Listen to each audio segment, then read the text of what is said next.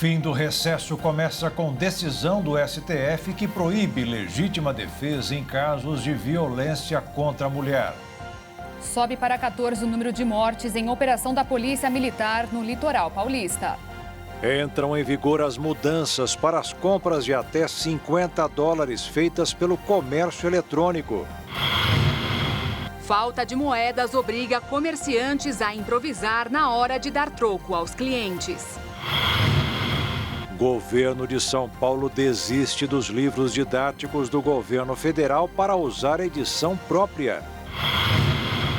Drones voltam a atacar Moscou e governo russo revida lançamento de bombas em cidade da Ucrânia.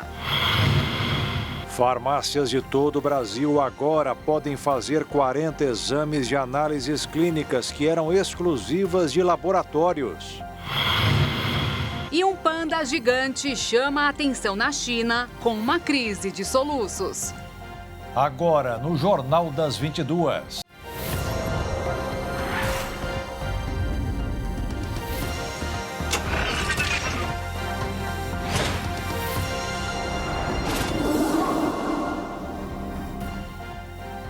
Olá, boa noite. Boa noite.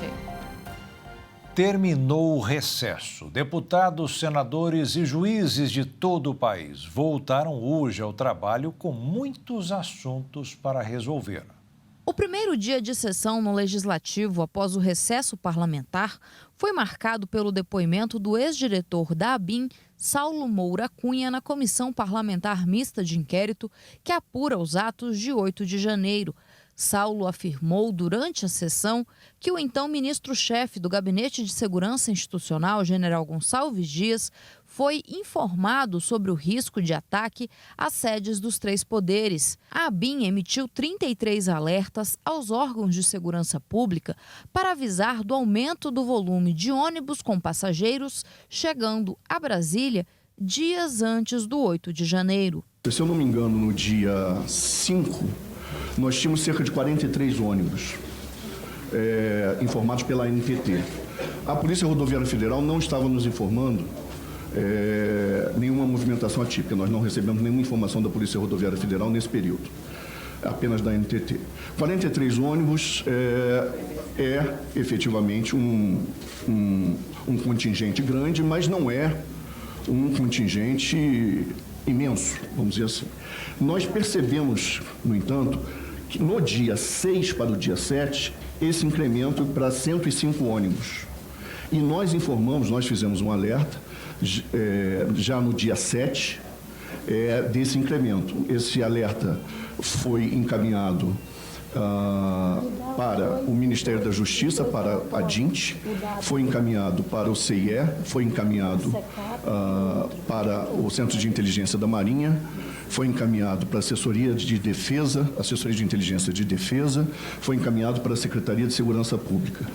E alguns órgãos do governo federal já tinham, sim, uma ideia de que nós teríamos uma manifestação, pelo menos uma manifestação com grande participação de pessoas. No começo da reunião da CPMI, o presidente da comissão, o deputado Arthur Maia, afirmou que vai exigir do ministro da Justiça e Segurança Pública, Flávio Dino, o envio das imagens captadas no Palácio da Justiça no dia 8 de janeiro, dentro de um prazo de 48 horas.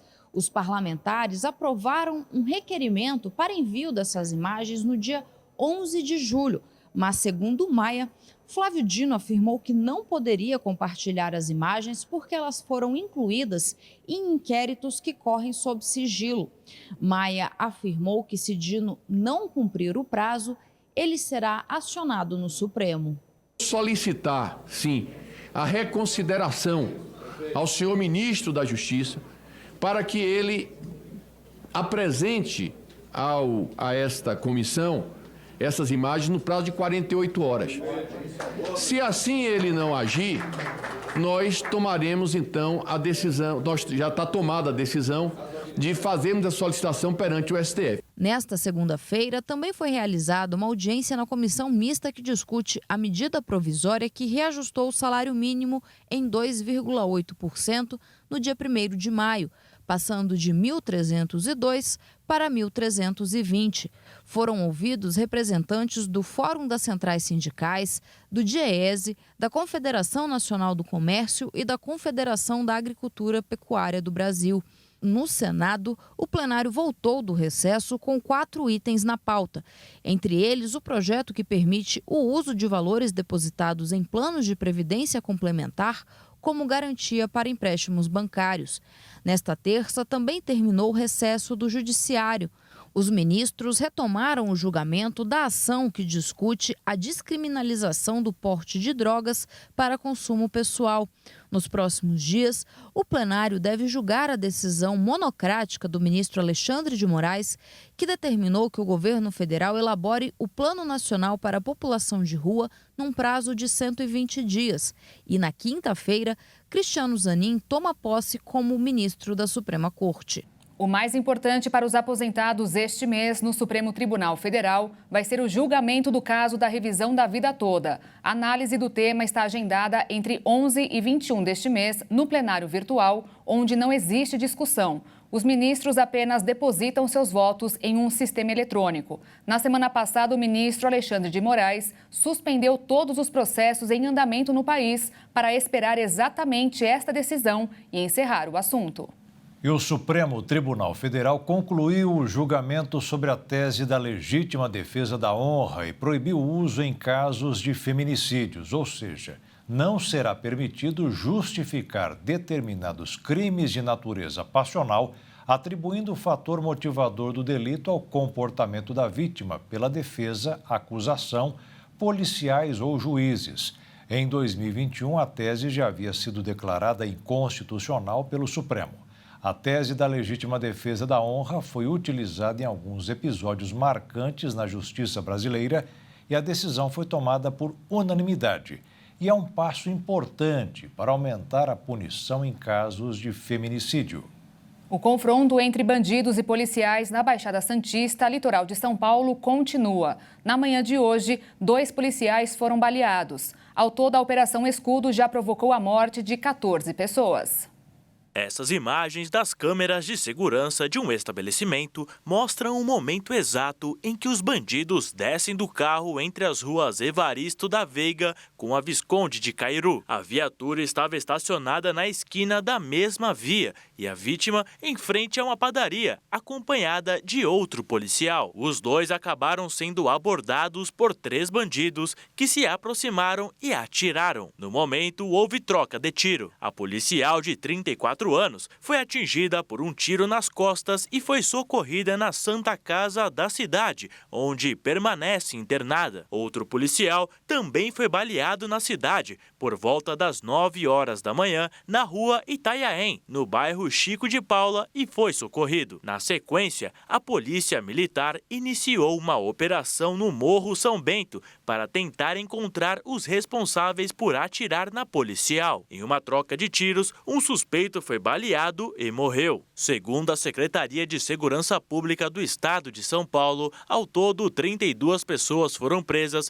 e mais de 20 quilos de drogas foram apreendidos. A operação, segundo o governo estadual, tem o objetivo de repreender o tráfico de drogas e o crime organizado. Além disso, foi informado que a ação da polícia na Baixada Santista segue até o fim de agosto. As cidades têm sofrido com clima de tensão desde o início da semana, quando a Polícia Militar desencadeou a operação em reação ao assassinato de um agente da rota. A ouvidoria da Polícia Militar alertou que está na região recebendo denúncias de excessos dos agentes envolvidos na Operação Escudo. As mortes também estão sendo acompanhadas pelo Ministério Público. A Secretaria de Segurança Pública disse que as imagens das câmeras corporais dos policiais serão anexadas aos inquéritos em curso e estarão disponíveis.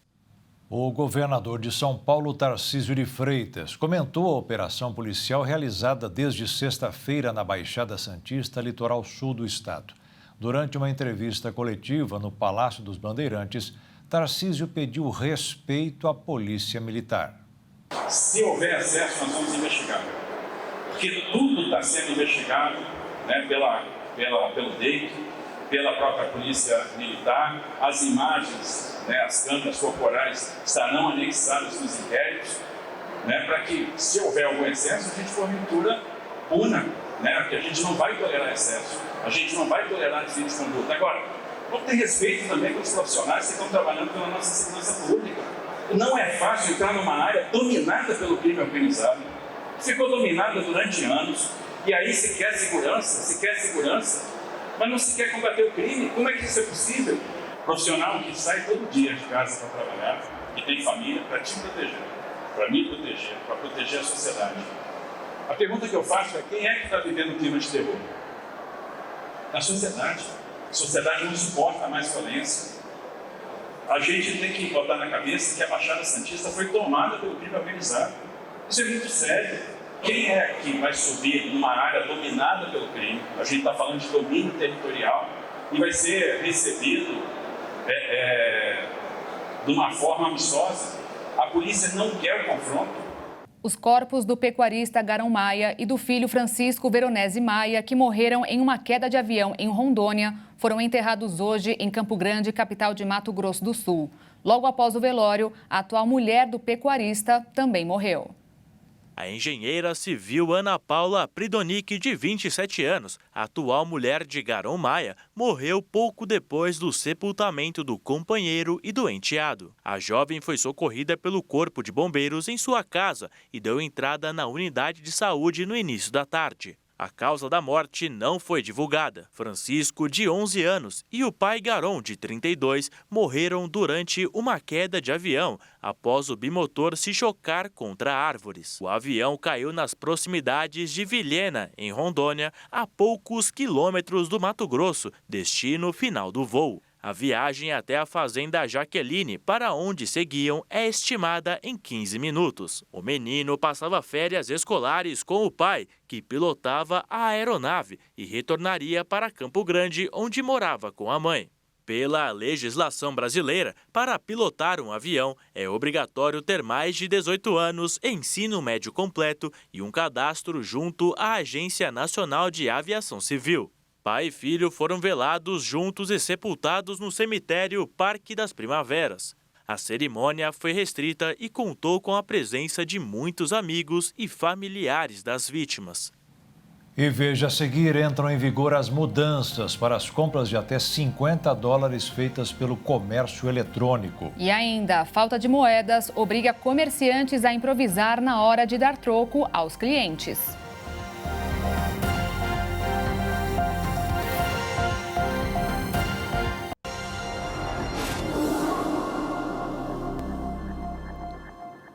O Ministério da Fazenda zerou o imposto das compras de até $50 feitas pela internet.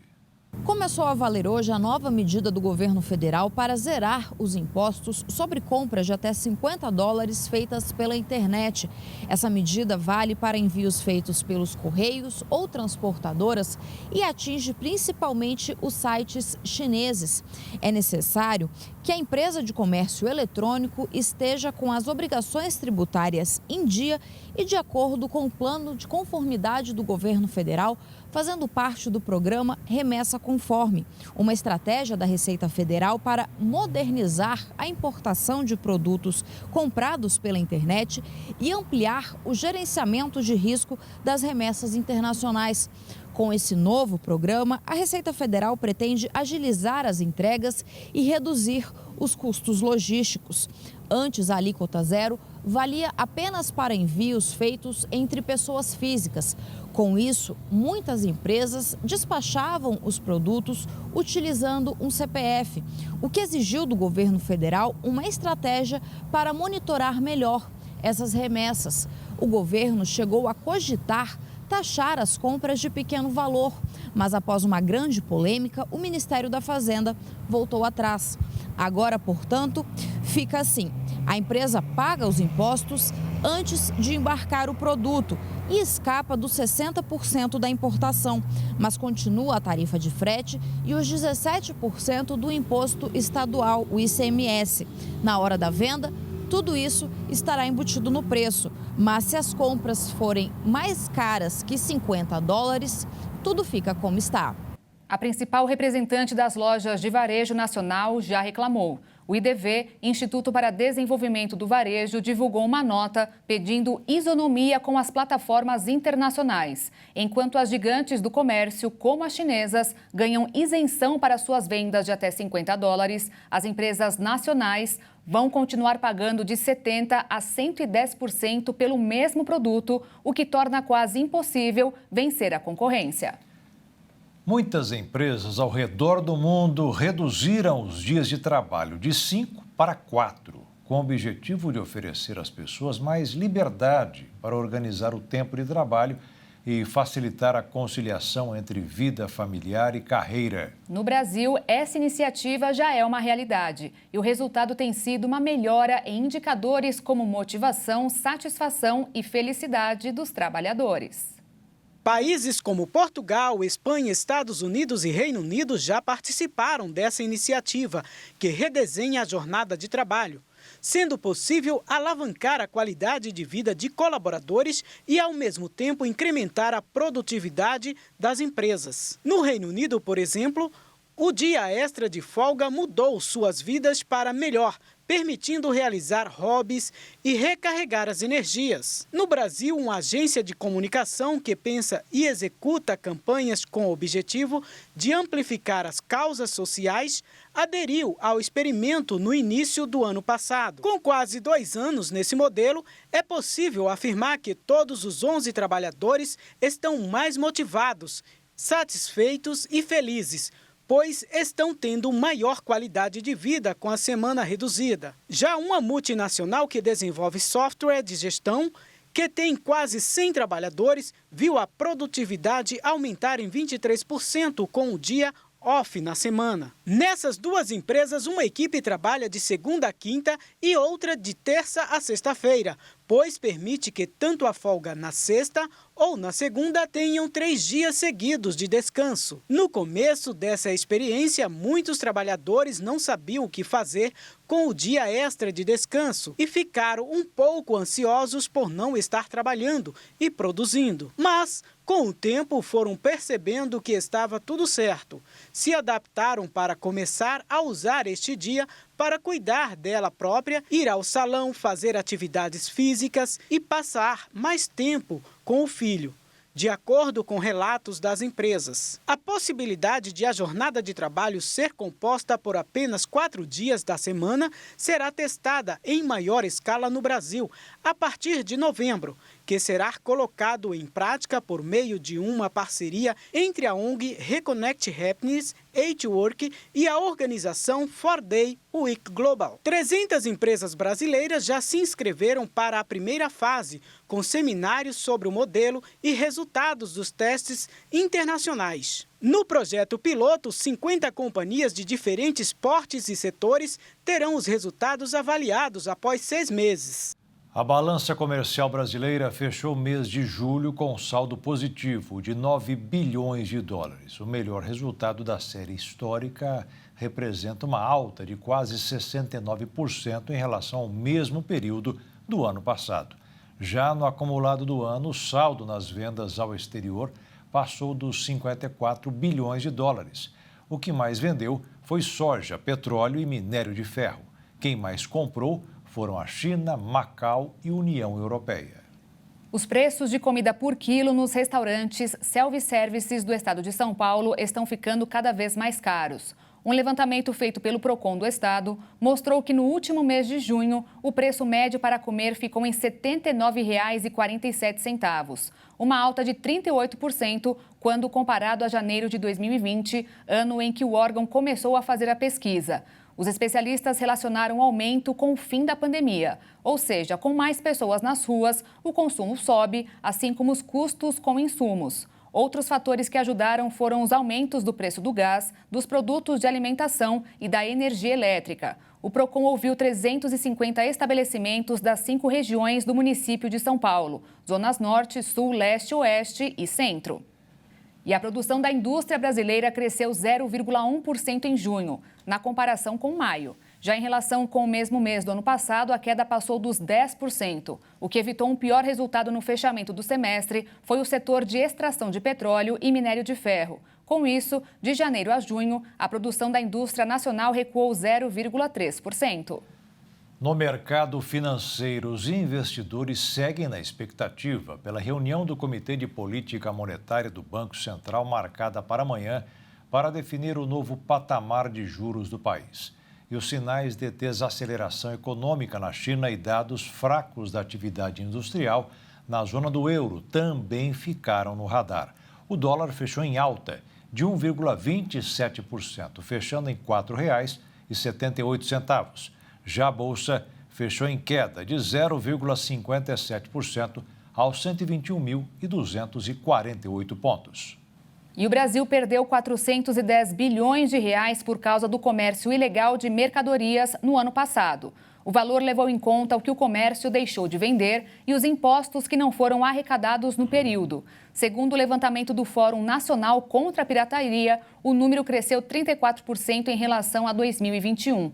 E o principal motivo foi a perda de poder aquisitivo do povo brasileiro. Os dados mostraram que o Brasil extrapolou a média registrada em outros países da América Latina. Nossos vizinhos consomem, em média, o equivalente a 2% do produto interno bruto em artigos contrabandeados. Já o Brasil movimentou o dobro, 4% do PIB. O ramo de vestuário foi o mais impactado, com perdas de 84 bilhões de reais. Na sequência, aparecem as bebidas alcoólicas e os combustíveis. As vendas de veículos cresceram 24% em julho em relação ao mesmo mês do ano passado. Foram emplacados 225.600 automóveis, comerciais leves, caminhões e ônibus. Segundo dados preliminares das revendas, julho teve o melhor mês em vendas desde dezembro de 2020. O resultado foi reflexo do programa do governo, que deu descontos para a compra dos carros novos. E pensando nisso, o presidente Lula disse que pretende criar um programa para baratear as viagens dos trabalhadores aposentados domésticos e outros grupos. O presidente só não informou o valor que o governo pretende gastar, nem de onde vai tirar o dinheiro, mas afirmou que as facilidades que deverão ser criadas darão uma dimensão de soberania e nação ao povo. O problema agora é a falta de troco. Com o aumento dos pagamentos via Pix ou cartão, as moedas sumiram de circulação. A alternativa para os comerciantes tem sido improvisar. Seu Raimundo vende pomadas no centro da capital e, para facilitar no troco, já arredondou o preço do produto. Minha pomada é R$10, não precisa de moeda não. Se fosse R$9,90 já ia ficar mais complicado. Aí era difícil, né? Quem nunca escutou a frase, você teria trocado? No Brasil, a produção de moedas foi reduzida em 70% nos últimos 3 anos. Isso é reflexo do avanço dos meios eletrônicos de pagamento. Tem gente improvisando na hora de dar o troco. Devolve no Pix, fica para a próxima, assim a gente faz. A moeda de R$1 é a que menos foi produzida nos últimos 3 anos. A redução foi em 73%. E quem está sentindo mais falta dela são os comerciantes. Mas cadê as moedinhas? Aonde elas foram parar? Eu guardo. Cofrinho? Sim, é para minha filha. Uma loja no centro de Campo Grande se destaca entre várias que oferecem algo para as pessoas que possuem moedas guardadas. Enquanto muitos comércios dão caixa de bombom ou 5% do valor de volta como brinde, esta loja paga 10%. Por exemplo, a pessoa traz R$300 de moedas, a gente paga 330, a gente paga uma comissão de 10% para a pessoa trocar essa moeda com a gente aqui. E com isso a gente conseguiu sanar nosso problema com moedas, né? A gente passa o ano aí tranquilo, sem problema de troco. A iniciativa vale desde quando a loja abriu. A abertura da primeira loja aqui em 2017, perto do final do ano, quando houve aquele movimento maior, né, normal do final de ano, e sumiu a moeda, a gente falou, poxa, e agora, como é que a gente vai fazer? Vamos uma medida extrema, vamos oferecer, a gente começou a postar nas redes sociais, divulgar na frente de loja, para que as pessoas viessem trocar com a gente a moeda, né? Desde que fosse de 25 centavos, 50 centavos ou de R$1, para facilitar nosso troco. E deu super certo, a gente acabou permanecendo assim. Para a economia girar, a moeda precisa circular. Quantas moedinhas você tem aí no seu bolso? E veja a seguir, farmácias de todo o país agora podem fazer 40 exames de análises clínicas que eram exclusivas de laboratórios. E ainda, drones voltam a atacar Moscou ao mesmo tempo em que o governo russo revida lançamento de bombas em cidade da Ucrânia.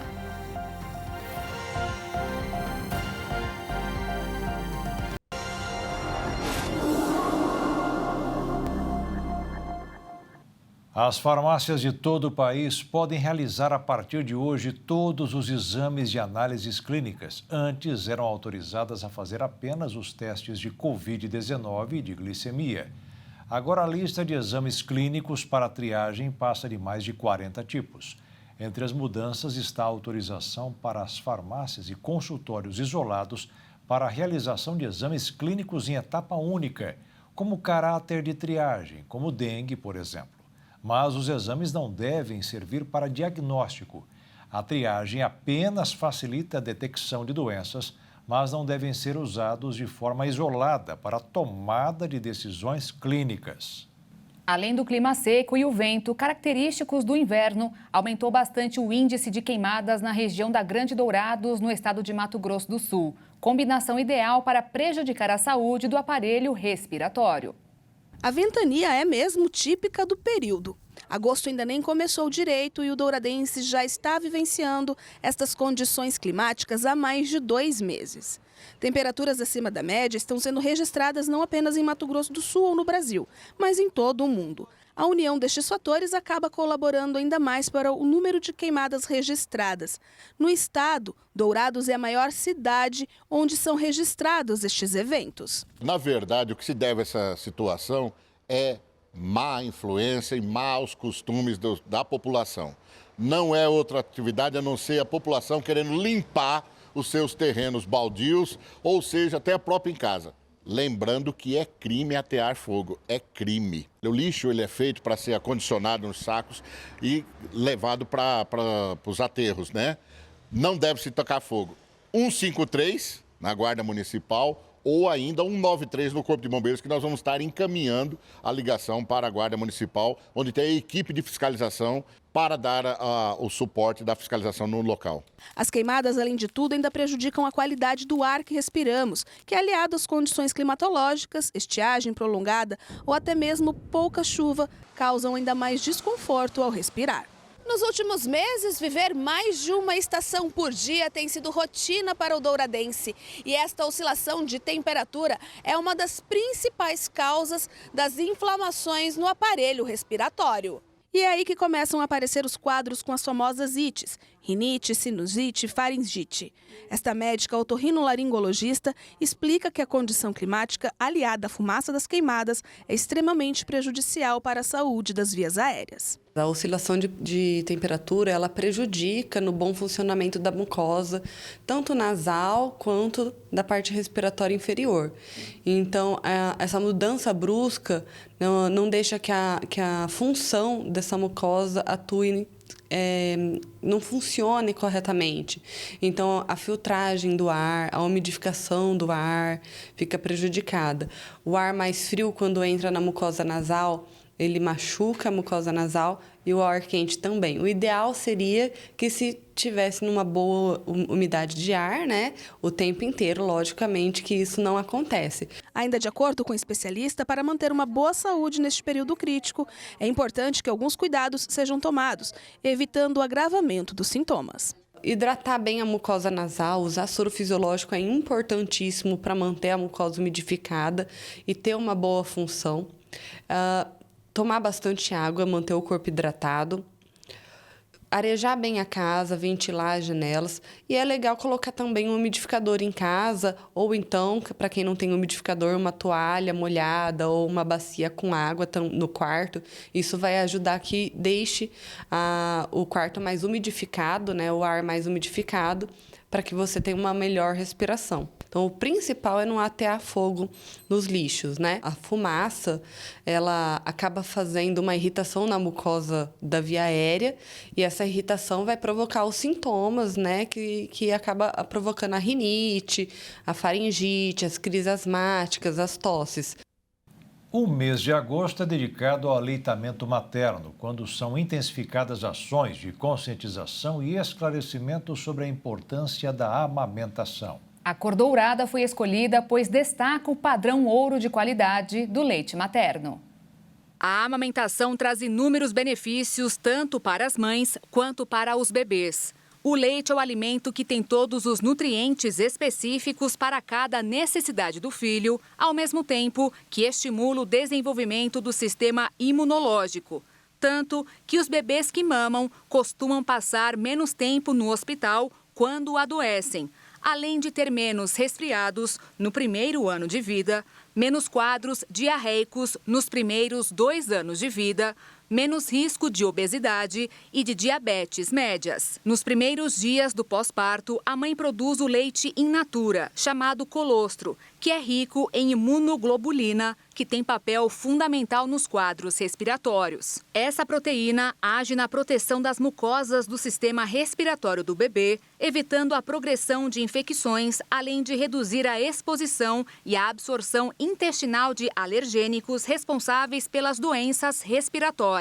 De acordo com dados do Ministério da Saúde, a amamentação exclusiva nos primeiros meses de vida reduzem até 63% as internações hospitalares por doenças respiratórias, como pneumonia, bronquiolite e gripes, e ainda protege do risco de morte, principalmente nos primeiros 5 anos de vida, período em que o risco costuma ser maior, independentemente de a criança ter comorbidades ou não. Já para as mães, os benefícios da amamentação vão da redução de peso mais rápida no pós-parto, à diminuição dos riscos de diabetes tipo 2 e de câncer de mama e de ovário. É importante ressaltar que nos primeiros dias, a mãe pode ficar com o mamilo um pouco mais sensível em função da mudança hormonal que a mulher passa. Por isso, é importante uma orientação adequada para que se avalie a pega do bebê.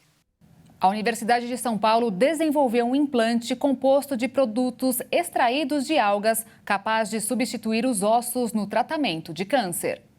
O método conta com a carragenana, composto rico em fibras que tem a função de organizar e mineralizar a matriz óssea e promover a adesão celular. De acordo com os estudiosos, ela é semelhante ao sulfato de condroitina, presente nos ossos naturais. Sua principal vantagem é ser um composto de baixo custo, principalmente por ser encontrado em fontes renováveis, como as algas marinhas. A carragenana, extraída de algas, também é usada com frequência na indústria alimentícia e de cosméticos como estabilizante. Segundo os pesquisadores, os resultados mostraram que as células reagiram melhor à mistura do colágeno com a carragenana do que apenas com o colágeno. A ideia da universidade é realizar testes em vivo para avaliar a possibilidade e a segurança de preencher qualquer tipo de defeito ósseo com esse biomaterial. A descoberta foi considerada um grande avanço para o tratamento do câncer. Há algum tempo, a medicina luta para desenvolver outros tipos de implante, já que o modelo usado atualmente é feito com materiais retirados do corpo do próprio paciente. E por necessitar de uma cirurgia adicional, o procedimento não é simples, pois existe o risco de infecções, além de a intervenção não poder ser feita em grandes áreas do corpo. Para os desenvolvedores do estudo, a descoberta abre caminho para que o produto extraído de algas possa também ser utilizado em novas pesquisas sobre doenças cardiovasculares e renais. Pelo menos 17 trabalhadores morreram esmagados na madrugada desta terça-feira, após a queda de um guindaste em uma rodovia em construção na região de Mumbai, oeste da Índia. 3 pessoas foram hospitalizadas. De acordo com a autoridade local, o guindaste desabou sobre grandes blocos de concreto e os destroços atingiram os operários que trabalhavam na rodovia, no estado de Maharashtra. A rodovia que liga Mumbai à cidade de Nagpur é parte de uma grande campanha de investimentos em infraestruturas viárias em uma das economias que registram maior crescimento no planeta. A Press Trust of India informou que o guindaste é usado para instalar vigas de caixa pré-modeladas durante a construção de rodovias e pontes ferroviárias de alta velocidade. Em uma rede social, o primeiro-ministro da Índia, Narendra Modi, lamentou o acidente. Ao que parece, os planos de contraofensiva ucraniana estão sendo colocados em prática. Pelo segundo dia consecutivo, drones atacaram prédios em Moscou, capital da Rússia. Em contrapartida, a cidade de Kharkiv, na Ucrânia, também sofreu com ataques aéreos. Estratégicos, não tripulados e muito tecnológicos. Assim está se desenhando a nova etapa da guerra no leste europeu, que já dura há pelo menos 1 ano e meio. A utilização dos drones, cada vez maior, tem demonstrado que os países veem o campo de batalha como algo secundário e a utilização desses recursos como algo principal. Dessa forma, a capital da Rússia foi alvo de novos ataques de drones. Esse foi o segundo dia consecutivo de ações com os objetos voadores. De acordo com o Kremlin, os dispositivos foram neutralizados pelo sistema de defesa antiaéreo, mas um deles atingiu o edifício de um bairro comercial em Moscou, sem deixar vítimas. Uma operação similar foi interceptada contra navios da Marinha Russa no Mar Negro, onde as tensões vêm escalando desde a revogação do acordo de grãos no mês passado. O Ministério da Defesa russo classificou a ação como um ato terrorista. Essa classificação pode ser entendida como irônica, já que a Rússia utiliza drones diariamente contra cidades ucranianas. Como um exemplo, também na madrugada desta terça-feira, a cidade de Kharkiv também recebeu atentados do mesmo tipo. A polícia da segunda maior cidade ucraniana disse que na ação haviam em torno de 6 ou 7 drones. Eles atingiram áreas populosas da cidade e um drone destruiu 2 andares de um dormitório universitário. Ao menos uma pessoa ficou ferida. Os ataques à capital russa e às cidades próximas aumentaram desde o início do ano e são parte da contraofensiva iniciada em junho pela Ucrânia, que recebeu armas e equipamentos dos países ocidentais para tentar recuperar os territórios ocupados pela Rússia. Nos últimos meses, Kiev tem concentrado seus ataques nas regiões fronteiriças, incluindo também Briansk, além da península da Crimeia, anexada por Moscou em 2014. Já Moscou é um alvo recente. Em maio, uma ação com dispositivos não tripulados causou estragos a diversos edifícios na capital. E outra chegou a atingir um prédio no complexo do Kremlin, residência oficial do presidente Vladimir Putin na capital. O alto funcionário da defesa russa, Dmitry Medvedev, afirmou que a Rússia pode recorrer ao uso de armas nucleares se a Ucrânia for bem sucedida em seu contragolpe. A declaração não foi bem aceita pela Casa Branca. Um porta-voz do Conselho de Segurança Nacional chamou a postura dos russos de imprudente e irresponsável. De acordo com os Estados Unidos, até o momento não existe nenhum indicativo de que a Rússia está se preparando para recorrer a armas nucleares. Desde o último final de semana, fortes chuvas estão atingindo a capital da China, causando devastação e tragédia. De acordo com informações da emissora estatal CCTV, pelo menos 20 pessoas morreram e outras 19 estão desaparecidas devido aos deslizamentos de terra e inundações. O tufão Doksuri, que passou pela região, causou a destruição de rodovias e alagamentos de casas. Em resposta à situação crítica, mais de 127 mil moradores foram retirados da cidade, em uma tentativa de garantir mais segurança. A intensidade das chuvas ainda é alarmante e registrou uma média de 175,7 milímetros em apenas 48 horas. Esse volume é o equivalente ao que normalmente cairia em todo o mês em Pequim. A condição climática torna a tempestade atual a mais mortal na cidade desde 2012, quando 77 pessoas perderam a vida por conta das tempestades. O presidente chinês Xi Jinping emitiu um apelo para que sejam intensificados os esforços de monitoramento e alerta antecipado de inundações durante o período crítico, que vai até o fim de agosto.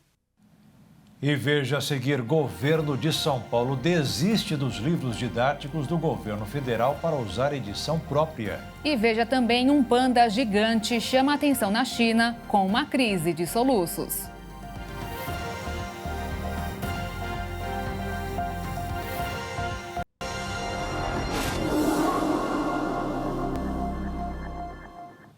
Empresários de todo o país se reuniram hoje na sede da Confederação Nacional da Indústria em São Paulo para o MS Day, evento de apresentação das potencialidades do estado de Mato Grosso do Sul. Emprego, renda, qualidade de vida. Uma terra de oportunidades onde vale a pena investir. Para expor as potências de Mato Grosso do Sul, nasceu o MS Day, uma iniciativa do governo do estado em parceria com a Federação das Indústrias do estado de Mato Grosso do Sul. O evento aconteceu na sede da Confederação Nacional da Indústria em São Paulo, capital, e contou com a presença de empresários e CEOs de diversos setores que, ao longo do dia, participaram de reuniões com o governador Eduardo Riedel. Então, são várias frentes de ação pela qual nós estamos atravessando, né? E o MSD ele tem por propósito e objetivo chamar aqui para dentro o empresariado, né? O empresariado nacional que está aqui em São Paulo, que tem perspectivas, mostrar o Mato Grosso do Sul e fazer essa aliança. Não é um objetivo de levar a empresa, é de mostrar o estado, de mostrar nossas potencialidades. Empresa aí é consequência disso. O estado está preparado, um elemento muito claro com o setor privado e com o setor público. Entendemos que isso já é uma prática no Mato Grosso do Sul da integração. E aí, eu já nessa intenção de dizer que Mato Grosso do Sul está pronto, Mato Grosso do Sul está preparado para o desenvolvimento regional e entendemos que vivemos esse momento importante do estado e demonstrando aqui claramente o que queremos. Na oportunidade, o empresariado de todo o país pôde conhecer de perto programas, projetos e os indicadores de Mato Grosso do Sul, estado que nos últimos 3 anos apresentou o maior crescimento individual do PIB brasileiro. O Mato Grosso do Sul ele tem repetidamente se consolidado com um crescimento acima da média do seu PIB. E se você olhar o resultado do censo do IBGE, agora recentemente publicado, a população do Mato Grosso do Sul cresceu também muito acima da média em relação aos outros estados do Brasil. Pessoas que querem qualidade de vida, que têm formação, que querem buscar uma oportunidade de trabalho, de emprego, renda, vão encontrar no estado essa chance. Para mostrar o estado de forma detalhada, o MS Day contou com 5 áreas temáticas. Teve o painel que destacou o montante em investimentos privados nos últimos anos. A área da qualificação, programa para a formação de quase 30 áreas, desde iniciação profissional até pós-graduações. Sustentabilidade, com projeto de neutralização do carbono até 2030. Logística, sobre investimentos em vias, portos e rodovias. E localização, com destaque para a Rota Bioceânica, corredor que liga o Atlântico ao Pacífico e encurta em quase 2 semanas a distância entre o Brasil e a China. E até o final de 2023, os investimentos em capital direto em Mato Grosso do Sul devem chegar em 58 bilhões de reais, com a ampliação de 25 mil empregos diretos. E com o MS Day, a expectativa é de que esses números aumentem. Entendo que o MSD tenha colocado o Mato Grosso do Sul em evidência, com capacidade de ser competitivo para uma série de setores da economia nacional.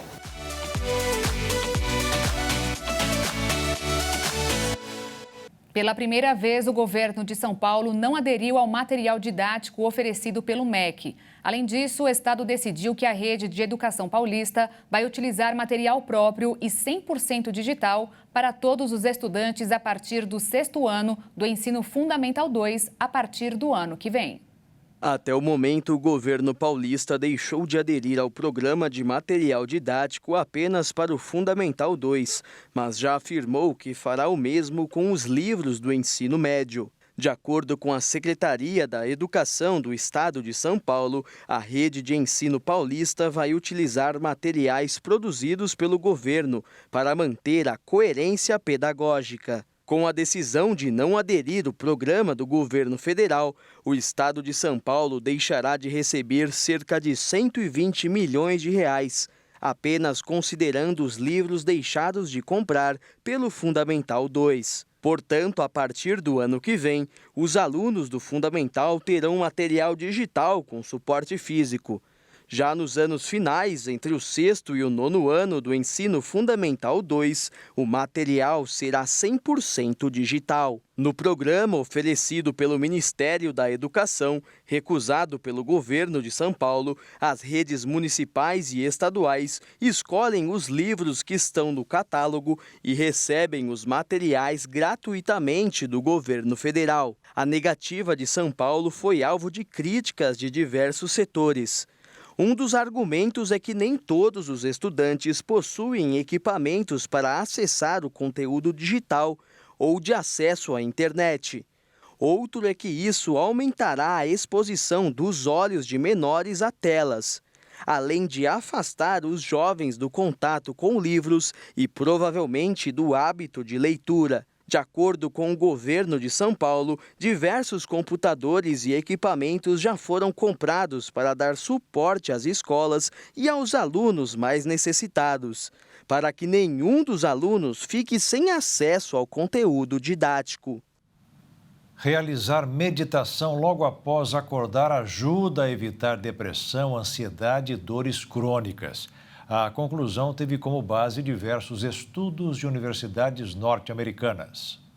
Criar o hábito de meditar por apenas 5 minutos após acordar pode dar um colorido diferente no dia e evitar doenças crônicas e psicológicas ao longo do tempo, já que a meditação relaxa o corpo e o sistema nervoso, além de ser um momento de refúgio para a mente. Para começar a colocar a meditação em prática, não é necessário nenhum tipo de preparo físico ou mental. Basta reservar um tempo da manhã e criar o hábito. De acordo com especialistas, a meditação deve ser encarada como algo rotineiro, como escovar os dentes. Mesmo que suas manhãs sejam corridas, como a da grande maioria dos trabalhadores brasileiros, separar apenas 5 minutos trará resultados positivos na rotina, diminuindo o estresse e a ansiedade. Para realizar a meditação,